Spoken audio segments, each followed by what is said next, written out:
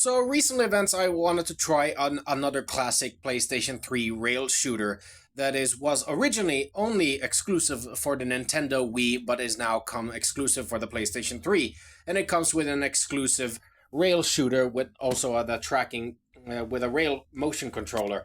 And I'm talking about a video game that is a very iconic, a game that I talk about a lot. A lot of video gamers that talk about it is a game such as this. Dead Space Limited Edition 2 with an exclusive content known as Dead Space Extraction with move support, only on PlayStation 3. Now, the game actually comes now with the PlayStation PRS3, also known as the PlayStation 3 emulator, so you can actually play Dead Space Extraction. Dead Space Extraction is a Nintendo Wii, that just so happens to be a PlayStation 3 rail shooter. It contains mandatory trophy support as well as a little bit of an HD texture, and also highly recommended that you not use as a DualShock. You can use the PlayStation 3 DualShock controller, but it isn't very fun. The story takes place approximately a week and 48 hours before the events of Dead Space 1, but essentially at least a week and essentially a couple of hours before the Dead Space 1 ensued, and from the original franchise known as the Visceral Games. Honestly enough, this game, known as Dead Space 2 Limited Edition, comes with Dead Space 2 and Dead Space Extraction. It does not come with Dead Space DLC known as Severed with Gabe Newweller as Lexine. You actually have 4 unique protagonists, such as Warren Eckard, and I don't remember the other protagonist, but you actually have Gabe Weller as well as Lexine Murdoch. The game should actually features a very iconic feature. This is the rail shooter rifle, and this one is the regular pistol. The pistol version isn't really the best. It's actually a bit hinky in some of the aspects. So the rail motion controller for the PlayStation 3 is simply the best to play this on, simply to use this, and so on and so forth. I've actually tried this very much a couple of times now, and known as the Dead Space franchise, and I actually enjoyed a ton of it. I actually enjoyed so much more. As you can see here, it has at least, let's see, right here. So, as you can see here, it has at least 48 trophy support, and so on and so forth. The game focuses on mainly the chapters all the way to chapter 10, and most of them are very story-based. And here comes the difficulty: normal, hard, and expert, and impossible difficulty. Impossible difficulty isn't really that hard as long as you collect all the audio logs as well as the upgrading patches. Unlike the first game, Dead Space, you don't have to get power nodes, you only need to get power upgrades, and so on and so forth. The game features at least, I'd say, 10 hours, if not 12 hours of gameplay of the story. The story of Dead Space Extraction is actually very good. I actually enjoyed it very much so. The story is very good. The only complaint I have towards it is that you're playing a sort of like a cooperative or a single player rail shooter, and it gets a little bit annoying. You still have a couple of moments to actually zoom around with your motion controller, and it's much better than a DualShock controller.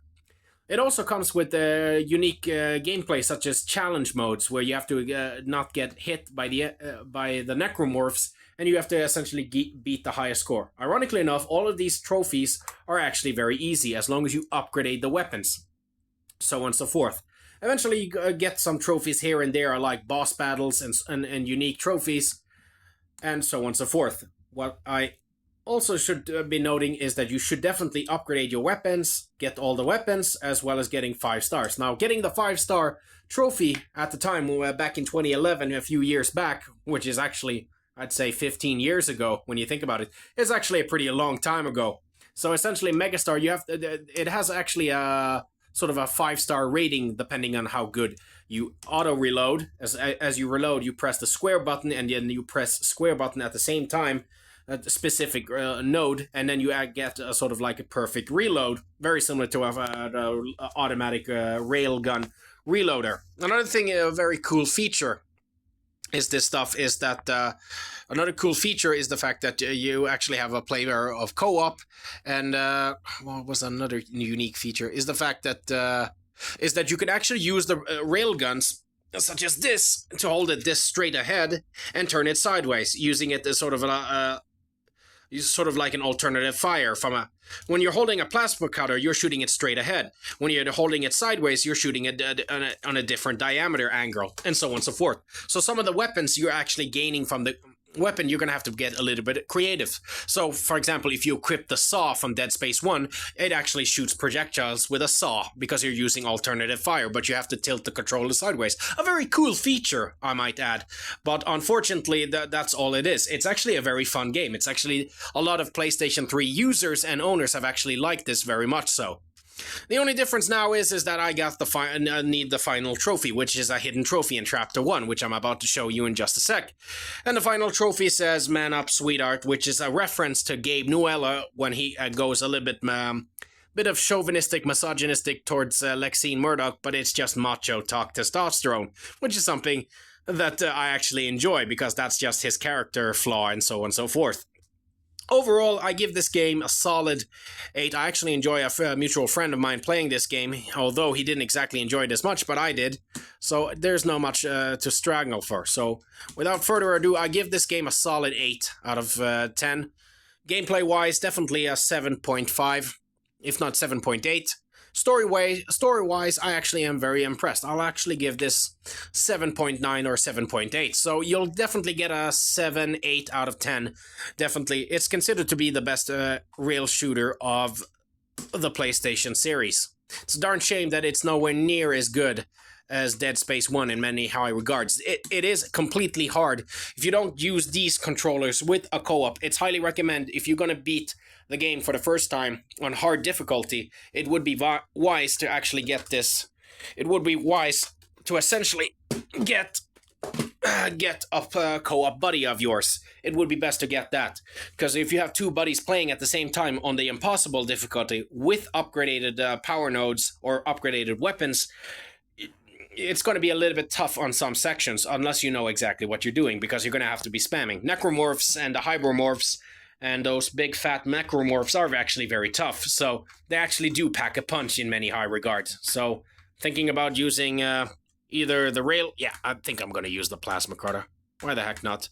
So I'm just going to use the normal. As you can see here, I've already beaten hard and impossible, but trophies. Another fun factor is that it would be best to play this game on hard for the very first time just to get a feel with it, and play it on impossible mode once you upgraded the weapons.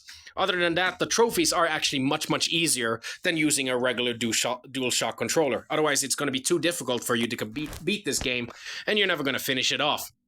Overall, I actually enjoyed this game very much so. So if you actually have any questions, without a doubt, I highly recommend you platinum this game while it lasts. The PlayStation 3, in many high regards, is an outdated console.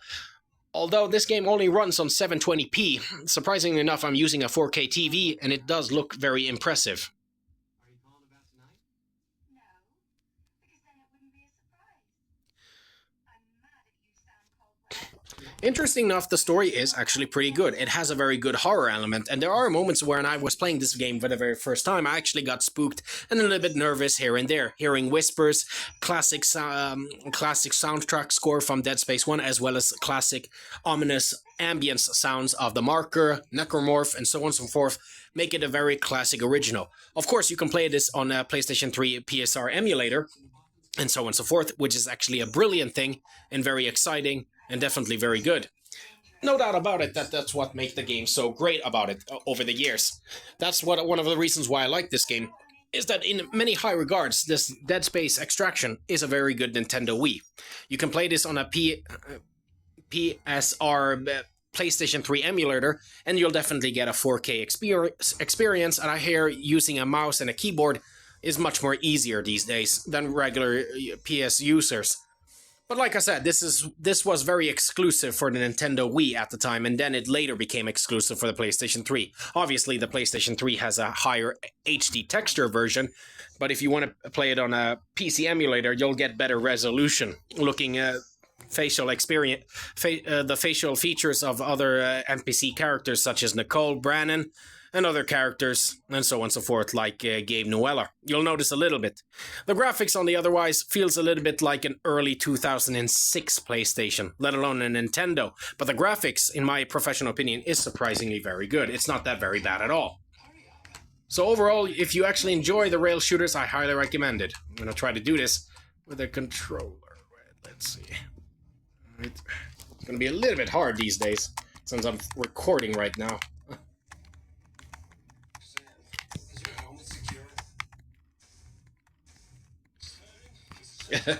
I need to...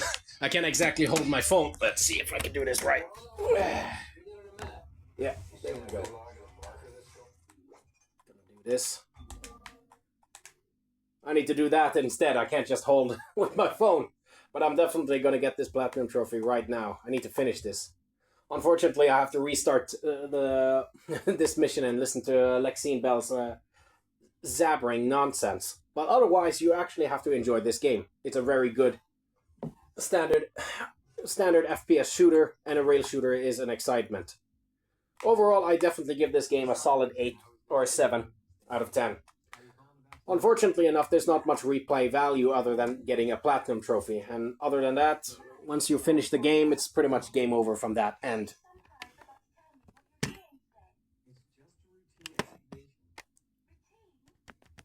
Though I am gonna shut up now and let you viewers view the talk.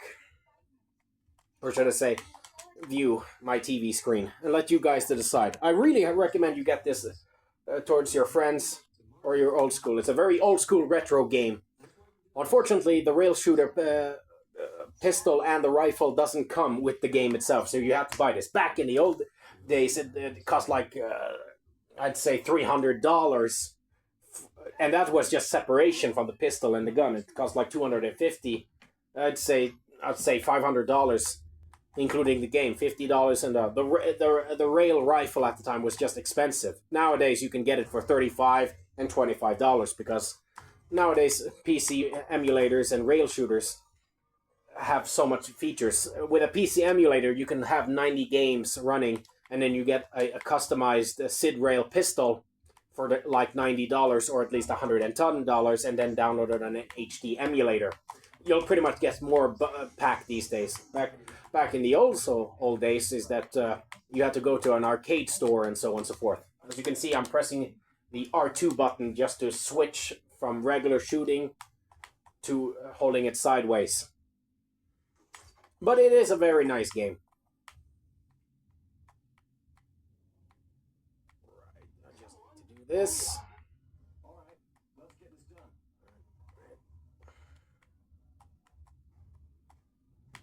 I remember that rail shooters are so much better. Sam, is your helmet secure? And there you have it. Sharpshooter. Right there. Man up, sweetheart. And there you have it, folks. I finally got the platinum trophy. Please leave a like, make a comment right there and there. Also, you have to shoot that crane over there and just to get that hidden trophy. With that said, you guys have a nice day and have a nice Christmas. Have a good one.